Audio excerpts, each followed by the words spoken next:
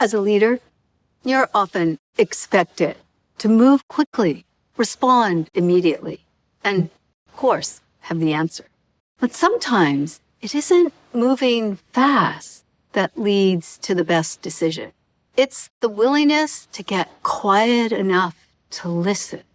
Let's explore how silence may be one of the practices that differentiates great leaders. I'm preparing for my second silent retreat, and a friend asked me, why do you go? For 6 days, there'll be no talking, no reading, no phone, no music, no podcasts, and no contact with the outside world. Just silence. It is challenging, and it places me well outside my comfort zone. But it's also meaningful, powerful, and revealing. So why choose silence when there is always more to do, more to respond to, and more demanding our attention?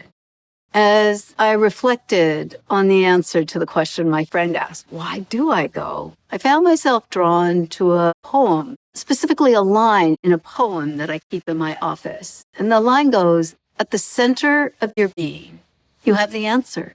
You know who you are, and you know what you want. I am going again because in the silence of those 6 days, I get to reconnect with the center of my being.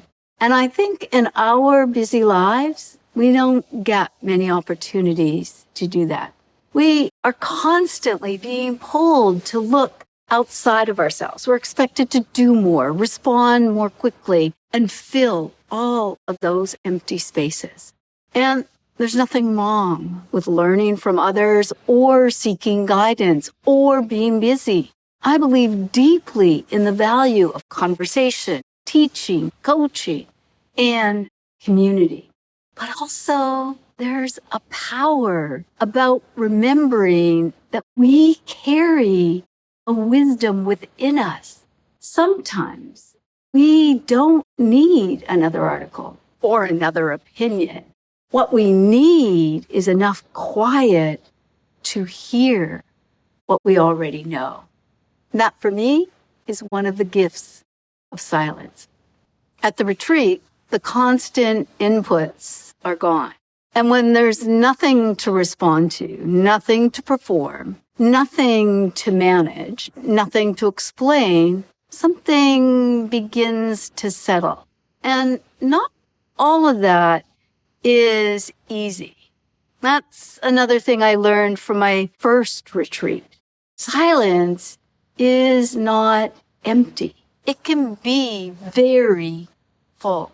And sometimes it can feel uncomfortable because there's nowhere to hide. There's no distraction to reach for, no phone to check, no conversations to move into, no busyness to prove that you're being productive.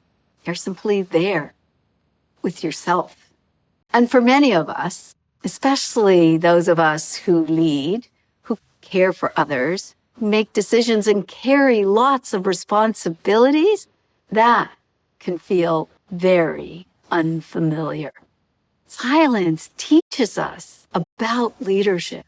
When we think of leadership, words like action, decisiveness, problem solving, confidence, and responding quickly may all come to mind. And all of these are important attributes for a leader. Silence enhances them and invites something more. It invites us to pause before reacting, to listen before speaking, to notice before deciding, to come back to ourselves before moving toward the next thing. After my first silent retreat, I was asked, well, what's different about you? And I really didn't know how to answer that because I didn't have some big breakthrough moment at the retreat. But as I have begun to prepare for this retreat, I can see the small shifts, most notably in my relationship with silence. I no longer feel the need to fill every space.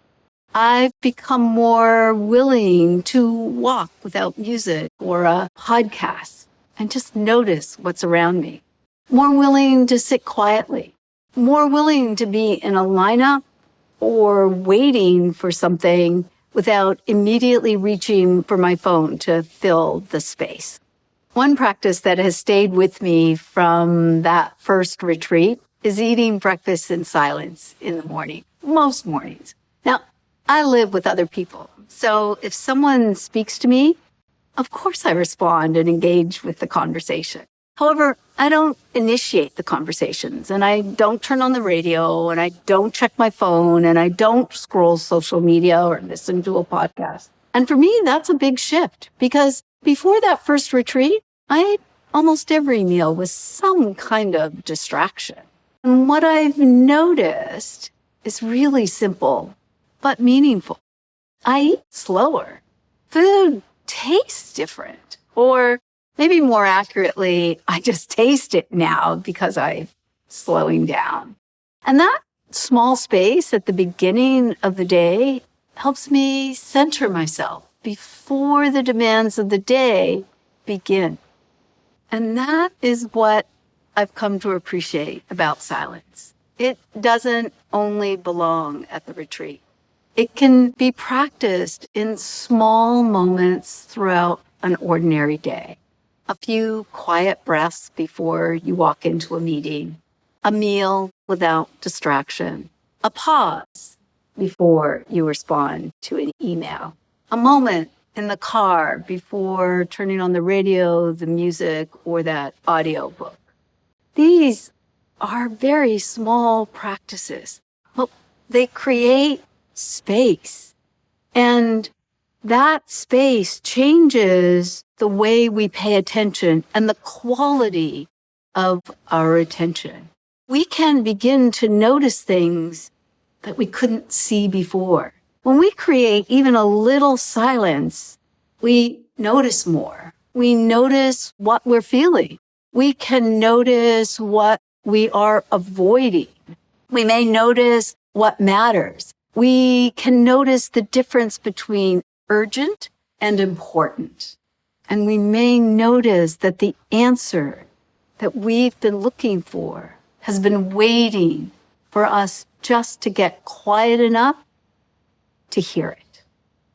As I prepare for this second retreat, I am curious about what will emerge. I have set an intention, but I'm leaving enough space to simply experience it as it unfolds. Because part of the practice is not trying to control the outcome, not turning silence into another productivity tool, just entering the experience with openness.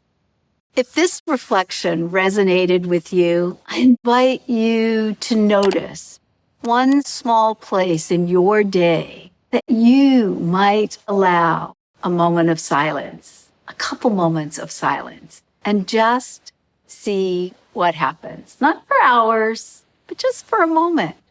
And then pay attention. What do you hear? What do you notice?